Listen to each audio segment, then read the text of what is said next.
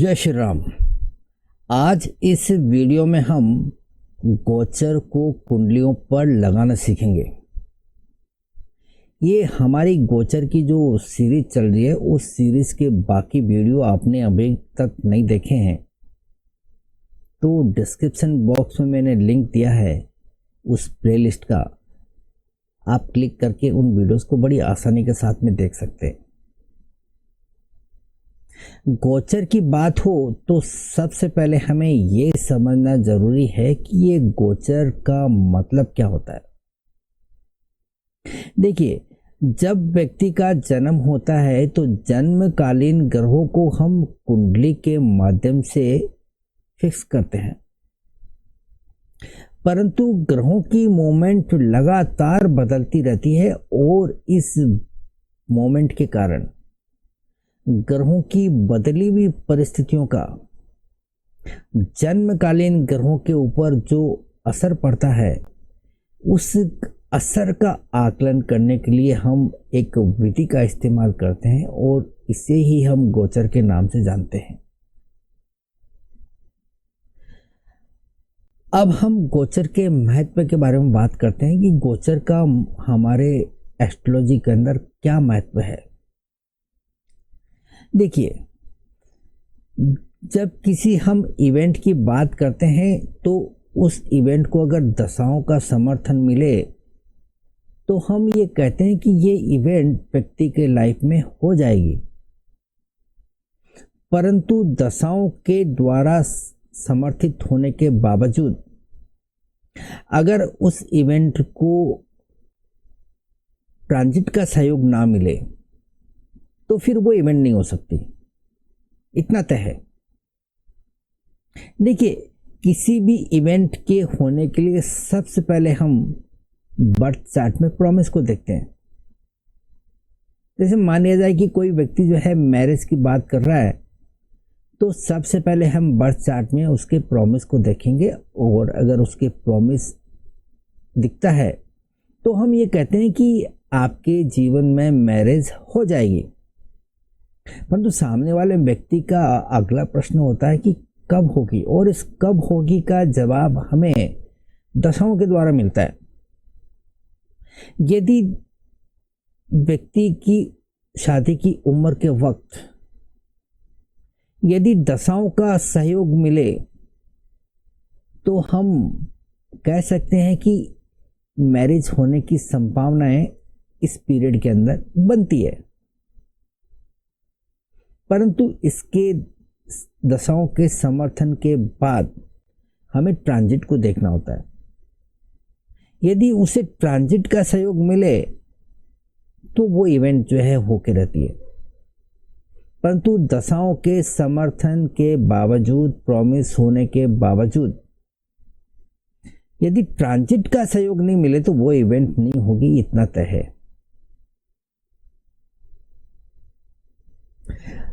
यहां पर ट्रांजिट के रोल को हमें समझना होगा। ट्रांजिट का महत्व तभी होता है जब प्रॉमिस भी कुंडली के अंदर होना चाहिए और दशाओं का समर्थन भी होना चाहिए, तब जाके ट्रांजिट काम करता है। परंतु बर्थ चार्ट के अंदर प्रॉमिस भी नहीं है और दशाओं का समर्थन भी नहीं है तो फिर ट्रांजिट के होने, अच्छा होने या बुरा होने का कोई मतलब नहीं रह जाता। वहां ट्रांजिट का महत्व खत्म हो जाता है, क्योंकि अकेला ट्रांजिट जो है किसी इवेंट को पूरी नहीं करवा सकता, इतना भी तय है। परंतु दशाओं का समर्थन मिलने के बाद में इसका महत्व बनता है। इस बात को हमें कभी भी नजरअंदाज नहीं करना चाहिए। देखिए, ट्रांजिट को देखने के लिए ज्यादातर एस्ट्रोलॉजर जन्मकालीन चंद्र से ग्रहों का ट्रांजिट देखते हैं। चंद्रमा हमारे जीवन में बहुत ही महत्वपूर्ण ग्रह है। मन और मस्तिष्क को सीधे तौर पर प्रभावित करता है, यह हमें अच्छी तरह से पता है। परंतु चंद्रमा के अलावा बाकी दूसरे ग्रहों का प्रभाव भी तो हमारे जीवन पर पड़ता है। इसको हम कैसे नजरअंदाज कर सकते हैं। और इन सभी ग्रहों के गोचर का अध्ययन करने के लिए हमारे पास में एक बहुत ही शानदार टूल है और उस टूल को हम अष्टक वर्ग के नाम से जानते हैं। अष्टक वर्ग वो टूल है जिसकी सहायता से हम सभी ग्रहों के गोचर को बड़ी ही सरलता के साथ में, सटीकता के साथ में विश्लेषण कर सकते हैं। उनका एनालिसिस करके हम इंटरप्रेट कर सकते हैं। अष्टक वर्ग वो टूल है जिसकी सहायता से ना सिर्फ हम गोचर का अध्ययन कर सकते हैं बल्कि सूक्ष्म से सूक्ष्म दृष्टि से ग्रहों का आकलन करके हम सटीक प्रेडिक्शन कर सकते हैं। और आज इस वीडियो में हम अष्टक वर्ग के बारे में डिटेल के साथ में बात करेंगे और ना सिर्फ बात करेंगे बल्कि अष्टक वर्ग की सहायता से हम गोचर को कुंडलियों पर लगाना सीखेंगे। परंतु आगे बढ़ने से पहले आपने अगर चैनल को अभी तक सब्सक्राइब नहीं किया तो आप इसे सब्सक्राइब कर लीजिए। आपका सब्सक्राइब करना प्रेरणा देता है, साथ ही साथ अच्छा वीडियो बनाने के लिए मेहनत करने की प्रवृत्ति देता है। और अगर ये वीडियो आपको अच्छा लगा हो या फिर ये वीडियो आपके किसी काम का हो तो इसे लाइक, कमेंट और शेयर करना मत भूलिए। साथ ही साथ आप अगर मुझसे कोई पेड कंसल्टेंसी लेना चाहें तो आप नीचे दिए हुए नंबरों पर मुझे कॉल कर सकते हैं। हमारे यहाँ पर जीवन से संबंधित सभी समस्याओं का एस्ट्रोलॉजिकल सॉल्यूशन डिटेलिंग के साथ में और बड़ी प्रामाणिकता के साथ में किया जाता है। तो आगे बढ़ते हैं अपने विषय की ओर। ये जानने का और समझने का प्रयास करते हैं कि अष्टक वर्ग की सहायता से हम ग्रहों के गोचर को कुंडलियों पर किस प्रकार से लगा सकते हैं। तो आइए समझने का प्रयास करते हैं। अब आप यहाँ इस कुंडली को देखिए। इस कुंडली में इस समय शनि की महादशा और बुध की अंतर्दशा चालू है। तो हमें यदि इस शनि के गोचर को देखना हो तो सबसे पहले हम गोचर कुंडली को देखेंगे। और ये रहा आपका आज का ट्रांजिट चार्ट। तो इस चार्ट में हम शनि को देखेंगे कि शनि कौन सी राशि में अभी गोचर कर रहा है। तो ये रहा आपका शनि। ये शनि इस समय एक्वेरियस साइन यानी कि कुंभ राशि में गोचर कर रहा है। यदि हमें इस शनि के कुंभ राशि के गोचर को समझना हो कि इस गोचर के दौरान शनि किस प्रकार के हमें फल देगा तो हम विन्नाष्टक वर्ग को देखेंगे। शनि का विन्नाष्टक वर्ग। तो ये रहा आपका शनि का विन्नाष्टक वर्ग। इस विन्नाष्टक वर्ग में हम कुंभ राशि में शनि के गोचर को देखकर ये बताएंगे कि ये शनि का गोचर किस तरह का रहेगा। ये रहा आपका कुंभ राशि और इस कुंभ राशि में ये शनि को 2 बिंदु मिले हैं। ये 2 बिंदु हमें ये बताएंगे कि ये 2.5 साल का समय शनि का गोचर का किस प्रकार का रहेगा इस गोचर के दौरान। यानी कि इन 2.5 सालों के दौरान व्यक्ति को किस प्रकार के अनुभव होंगे, नेगेटिव या फिर पॉजिटिव। यदि पॉजिटिव अनुभव होंगे तो वो किस प्रकार के, और यदि नेगेटिव अनुभव होंगे तो वो किस प्रकार के। तो इसे समझने के लिए हमारे पास में ये जो विन्नाष्टक वर्ग है इसमें दिए हुए बिंदुओं के आधार पर हम ये बड़ी आसानी के साथ में पता लगा सकते हैं कि इस दौरान व्यक्ति के अनुभव किस प्रकार के रहने वाले हैं, किस प्रकार के फल हमें देखने को मिल सकते हैं शनि के गोचर के। तो इसका अंदाज़ा हम इस गोचर के दौरान मिले हुए बिंदुओं के आधार पर लगा सकते हैं। शनि की शुभता या अशुभता का निर्णय हम इन बिंदुओं को देखकर ही लगाते हैं। तो जैसा कि हमें पता है, अष्टक वर्ग में 8 फैक्टर काम करते हैं और एक राशि 30 डिग्री की होती है, जैसे कि ये कुंभ राशि है। तो 30 डिग्री को हम 8 फैक्टर से यदि डिवाइड करते हैं तो हमें एक रिजल्ट मिलके आता है 3 डिग्री 45 मिनट का। तो 3 डिग्री 45 मिनट के 8 हिस्से हमें देखने को मिलते हैं और 8 हिस्सों में से जो है 2 हिस्से यानी कि 2 फैक्टर ने समर्थन दिया है। दो बिंदु के मिलने का अर्थ है कि 8 में से 2 ग्रह ऐसे हैं जिन्होंने शनि के इस गोचर को समर्थन दिया है, शनि के इस गोचर का वेलकम किया है।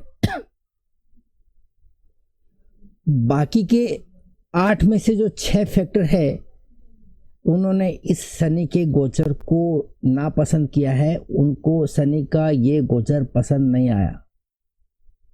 यानी कि जब ये शनि कुंभ राशि के अंदर 2.5 साल के दौरान जब गोचर करेगा तो इस शनि को 6 ग्रहों का समर्थन नहीं मिलेगा। तो अब हम ये मिले हुए बिंदुओं का अगर अर्थ निकालना चाहें कि इसका हमें क्या अर्थ निकालना चाहिए, तो सबसे पहले हम इसे समझ के लेते हैं। इस विषय में मेरा एक वीडियो पहले ही बना हुआ है, आप मेरी अष्टक वर्ग की प्लेलिस्ट के अंदर उस वीडियो को देखकर इस कॉन्सेप्ट को ज़्यादा अच्छी तरह से क्लियर कर सकते हैं।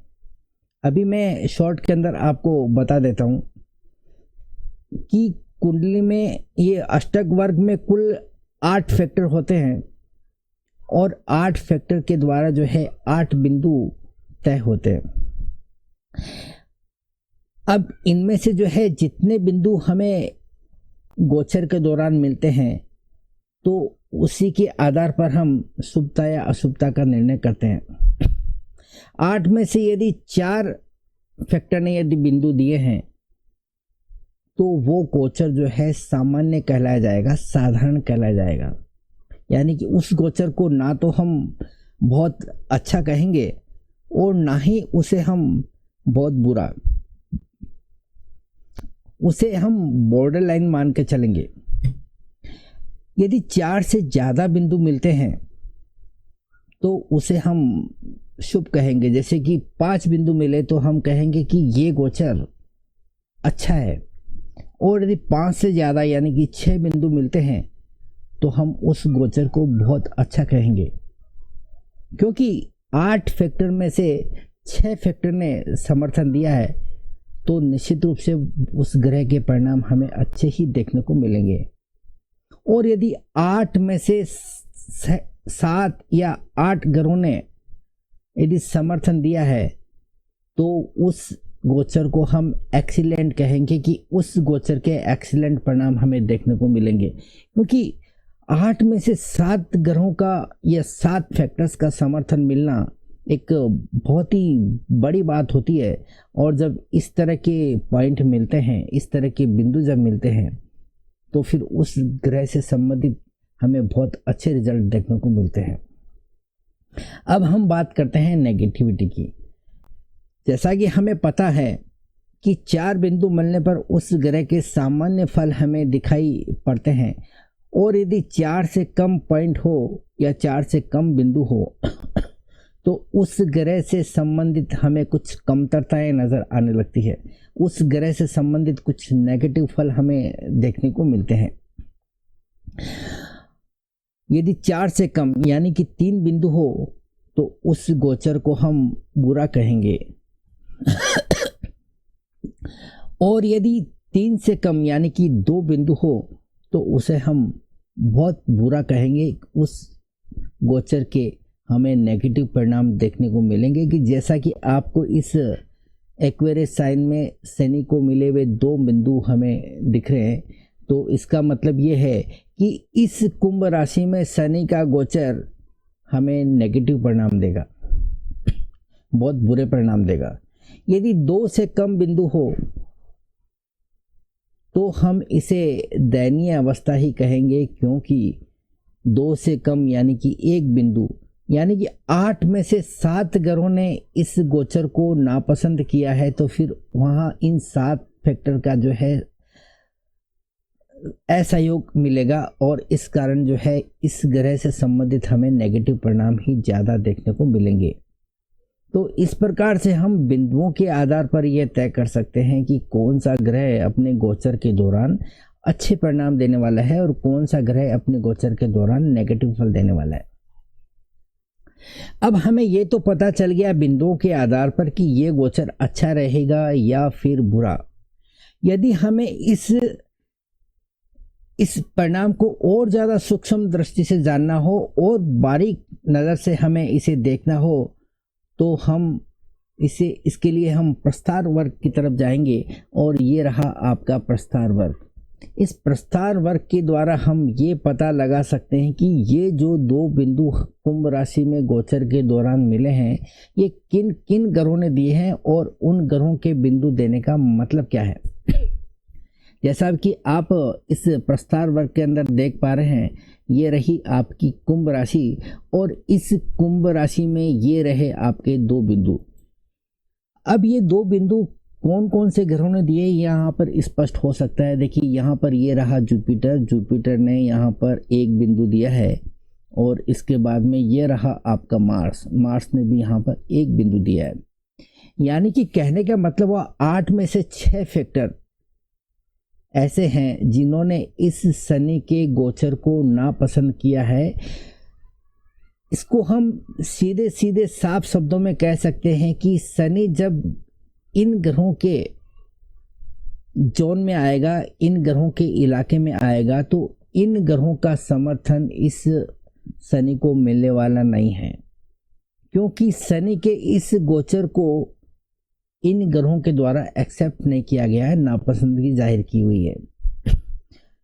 ठीक इसी प्रकार से यहाँ पर जुपिटर और मार्स ने जो है 1-1 बिंदु दिया है। इसका मतलब ये हुआ कि जुपिटर के इलाके में जब शनि आएगा तो हम ये कह सकते हैं कि जुपिटर का समर्थन मिलेगा। अगर हम दूसरे शब्दों में कहेंगे कि जुपिटर के जोन में, जुपिटर के इलाके में जब शनि आएगा तो जुपिटर इसका स्वागत करेगा कि आइए, आपका वेलकम है, हमें आपका आना, आपका गोचर करना पसंद है और हम आपका पूरा सहयोग करेंगे।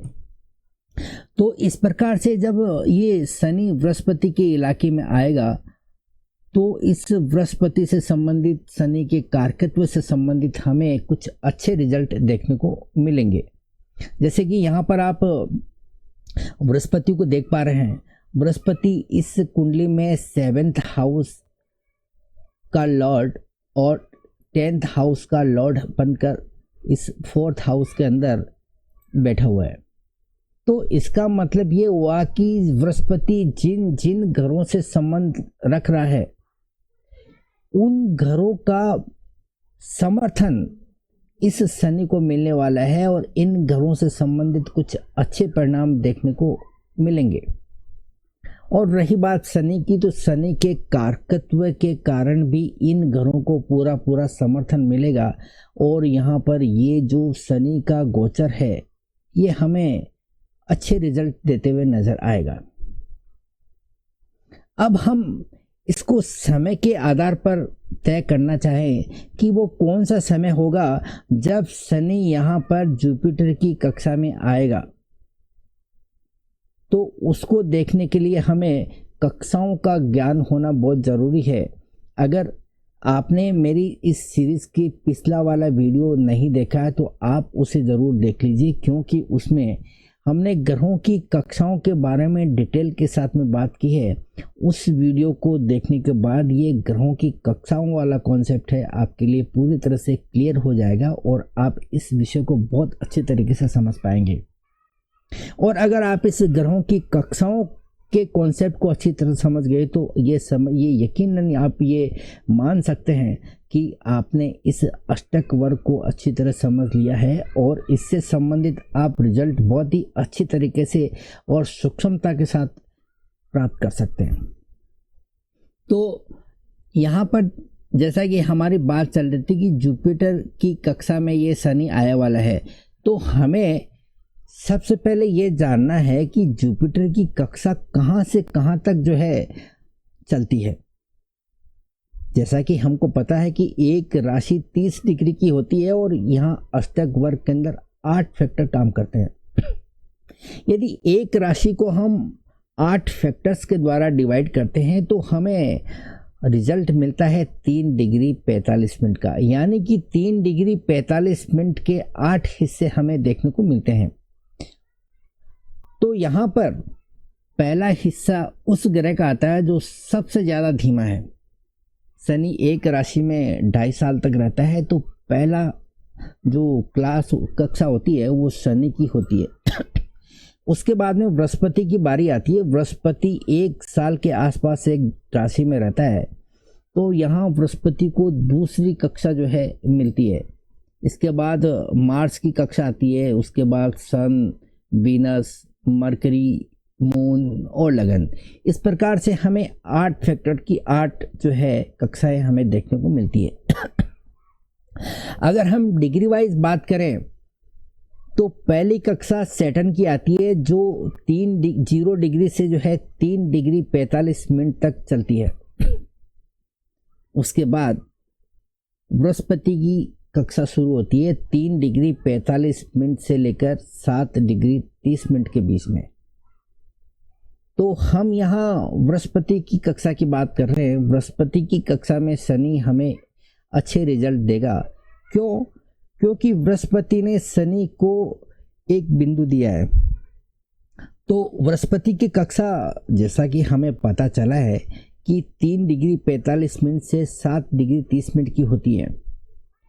तो हम ऐसा कहेंगे कि ये शनि कुंभ राशि में गोचर के दौरान जब 3 डिग्री 45 मिनट पे आएगा और 7.5 डिग्री तक रहेगा, तो उस दौरान इस शनि के हमें अच्छे रिजल्ट देखने को मिलेंगे, क्योंकि वो शनि बृहस्पति की कक्षा में गोचर कर रहा है और बृहस्पति ने बिंदु दिया है। ठीक इसी प्रकार से हम मार्स की बात करते हैं। मार्स की कक्षा 7 डिग्री 30 मिनट से शुरू होती है और 11 डिग्री 15 मिनट तक चलती है। तो इसका मतलब ये हो गया कि ये शनि कुंभ राशि में गोचर के दौरान जब 7 डिग्री 30 मिनट से आएगा तो वो मार्स की कक्षा शुरू होगी और 11 डिग्री 15 मिनट तक ये मार्स की कक्षा मानी जाएगी। तो ये शनि जब इस कक्षा में जब गोचर करेगा, इन डिग्रियों के बीच में जब रहेगा, तो मंगल से संबंधित हमें कुछ अच्छे फल देखने को मिलेंगे। शनि के कारकत्व से संबंधित कुछ अच्छे फल देखने को मिलेंगे।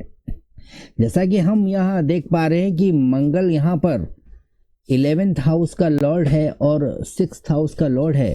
तो यहाँ पर 6th हाउस और 11th हाउस से संबंधित हमें कुछ अच्छे रिजल्ट देखने को मिलेंगे। और साथ ही साथ यहाँ पर शनि की बात हो रही है, तो शनि के कारकत्व से संबंधित कुछ अच्छे फल हमें देखने को मिल सकते हैं। तो इस प्रकार से हम शनि के गोचर को समझ सकते हैं। जिन ग्रहों ने इस शनि को बिंदु दिया है, पॉइंट दिया है, उन ग्रहों के जोन में आने के बाद में ये शनि हमें कुछ अच्छे रिजल्ट देता हुआ नजर आएगा। अब हम उन ग्रहों की बात करते हैं जिन्होंने शनि को बिंदु नहीं दिया है। यानी कि यहाँ पर कुल 8 फैक्टर होते हैं और 8 फैक्टर में से 6 फैक्टर ऐसे हैं जिन्होंने इस शनि के गोचर को नापसंद किया है, यहाँ पर शनि को बिंदु नहीं दिया है। इसका मतलब सीधा है, साफ है कि ये 6 ग्रह या 6 फैक्टर इस शनि के गोचर को पसंद नहीं कर रहे हैं, इनका जो है स्वागत नहीं कर रहे हैं। इस शनि का यहाँ पर इन ग्रहों की कक्षा में आना इन ग्रहों को पसंद नहीं है। इसका मतलब ये हुआ कि इस दौरान शनि को यहाँ पर असुविधा होगी, परेशानी होगी, यहाँ पर उसको वो वातावरण नहीं मिलेगा जिस वातावरण में रहकर शनि अच्छी तरह से जो है फल फूल सके, इसके कारकत्व के द्वारा हमें अच्छे फल मिल सके। तो यहाँ पर जिन ग्रहों ने इस शनि को बिंदु नहीं दिया है उन ग्रहों की कक्षा में शनि जब गोचर करेगा तो हमें कुछ नेगेटिव फल देखने को मिलेंगे। जैसे यहाँ पर देखिए, आप सन ने इस शनि को बिंदु नहीं दिया है तो सन की कक्षा यहाँ पर 11 डिग्री 15 मिनट से 15 डिग्री के बीच में चलती है। तो शनि जब 11 डिग्री 15 मिनट से डिग्री पर आएगा और 15 डिग्री के बीच में, और ये 15 डिग्री के बीच में रहेगा, तो उस दौरान इस शनि के हमें कुछ नेगेटिव फल देखने को मिलेंगे। जैसा कि हम यहाँ देख पा रहे हैं कि यहाँ सन तीसरे घर का अधिपति है और ये 7वें घर के अंदर बैठा हुआ है। तो हमें तीसरे घर और 7वें घर से संबंधित कुछ नेगेटिव परिणाम देखने को मिल सकते हैं, क्योंकि ये इन घरों का समर्थन शनि को मिलने वाला नहीं है। इस सूर्य के कारकत्व से संबंधित हमें कुछ नेगेटिव फल देखने को मिल सकते हैं। अब इसके बाद शनि जैसे ही 15 डिग्री पे आएगा, 15 डिग्री के बाद में वीनस की कक्षा शुरू होती है जो 18 डिग्री 45 मिनट तक चलती है। तो इस दौरान वीनस ने शनि को बिंदु नहीं दिया तो ये समय भी नेगेटिव ही जाने वाला है।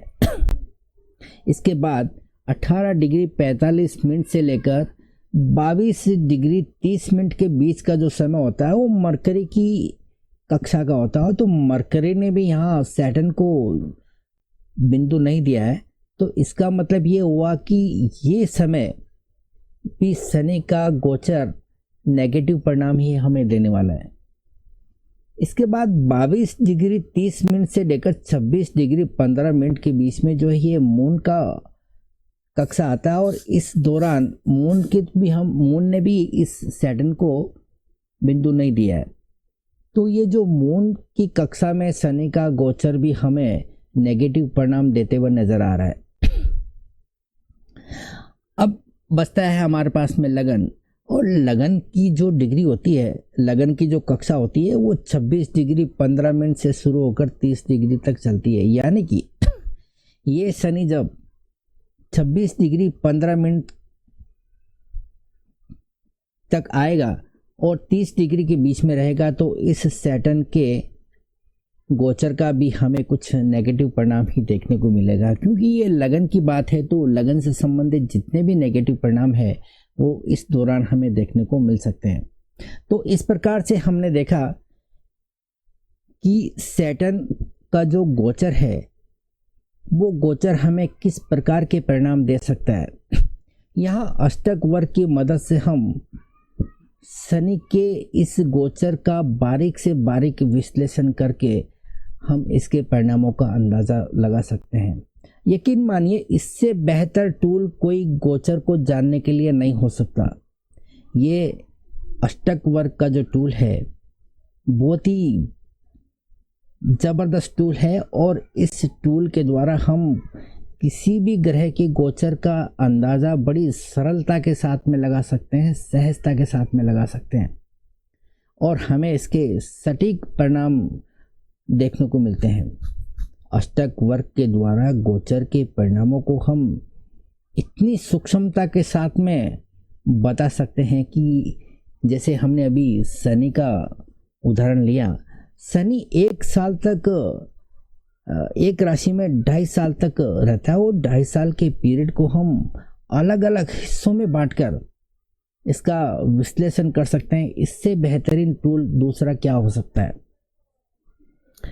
यहाँ पर ये जो अष्टक वर्ग के द्वारा हमने ये जाना कि ये बृहस्पति की कक्षा में और मार्स की कक्षा में जब ये शनि गोचर करेगा तो हमें इसके अच्छे परिणाम देखने को मिलेंगे, और वो डिग्री के आधार पर हमने तय किया कि ये जब बृहस्पति की कक्षा यानी कि 3:45 से 7:30 के बीच में रहेगा तो हमें इसके अच्छे परिणाम देखने को मिलेंगे। अब हम अगर समय का अंदाज़ा लगाना चाहें तो हम समय का अंदाज़ा भी बड़ी बखूबी लगा सकते हैं कि हम इस 3:45 के समय को हम डिफाइन कर सकते हैं कि ये जब 3:45 पे आएगा तो वो कौन से तारीख को आएगा, और उस तारीख से स्टार्ट होकर वो 7:30 के बीच में जब रहेगा, 7:30 को कौन सी तारीख आती है, तो वो समय हमें मालूम चल जाता है। तो हम समय का भी विश्लेषण कर सकते हैं कि कौन सा समय रहेगा जब हमें इस बृहस्पति के सबसे अच्छे रिजल्ट देखने को मिलेंगे। तो ये था हमारा अष्टक वर्ग को लेकर एक विश्लेषण। उम्मीद करता हूँ कि ये विश्लेषण आपको अच्छा लगा होगा, ये वीडियो आपको अच्छा लगा होगा। अगर अच्छा लगा तो इसे लाइक, कमेंट और शेयर ज़रूर करना है। मिलते हैं अगले वीडियो में नई जानकारी के साथ में, तब तक के लिए इजाज़त। Thank you.